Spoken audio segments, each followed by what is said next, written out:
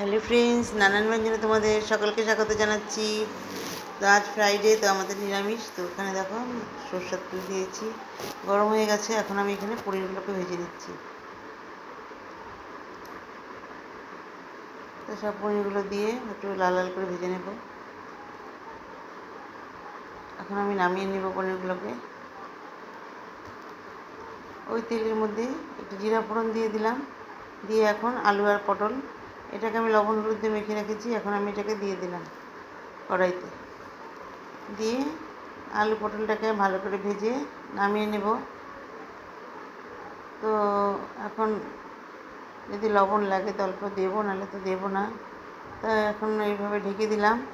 ঢেকে দিয়ে আর এখানে কাজু কিশমিশ এটাকে আমি পেস্ট করে নেব। আলু পটলটাকে নামিয়ে নিয়ে এখানে তেজপাতা, এলাচ, দারচিনি সব দিয়ে দিয়েছি। দিয়ে এখন এর মধ্যে আদা আর কাঁচা লঙ্কার পেস্টটা দিয়ে দিলাম।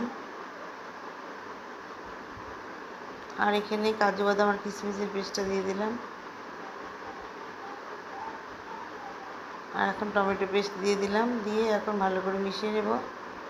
আর এখন আরেকটু লবণ দিয়ে দিলাম, আর একটু হলুদ দিয়ে দিলাম।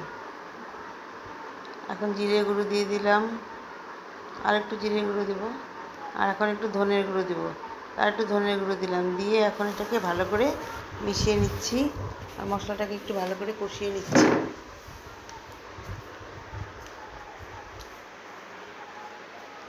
এখন একটু লঙ্কার গুঁড়ো দিয়ে দিলাম। তো মশলাটা কষে গেলে এর মধ্যে এখন আমি আলু পটলটাকে দিয়ে দেবো। তো আলু পটলটাকে দিয়ে মশলার সাথে আর একটু কষিয়ে নেব।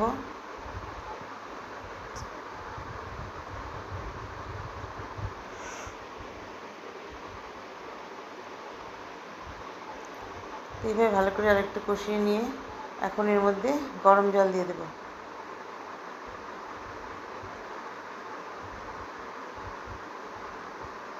তো গরম জল দিয়ে এখন ভালো করে নাড়িয়ে নিচ্ছি। তো একটু ফুটে উঠলে এখন তার মধ্যে পনিরটাকে দিয়ে দেবো। তখন ফুটে উঠেছে, এখন আমি পনিরগুলোকে দিয়ে দিলাম। তো পনিরটাকে দিয়ে আর একটু নাড়িয়ে নেব।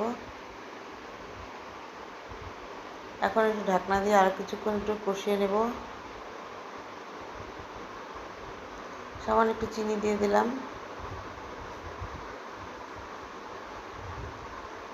চিনিটাকে দিয়ে একটু মিশিয়ে নিলাম। দেখো একদম ঝোলটা কম হয়ে গেছে, এখন মানে কষে গেছে। আর এখন এর মধ্যে ঘি দিয়ে দিলাম। আর একটু ঘি দেব নামানোর আগে। তখন আর একটু ঘি দিয়ে দিলাম। দিয়ে এখন আমি নামিয়ে দেবো। তো নতুন বন্ধুরা যদি দেখে থাকো তাহলে প্লিজ একটু কমেন্টস করবে, আর পুরনো বন্ধুরা পাশে থেকো। আর সবাই ভালো থেকো, সুস্থ থেকো।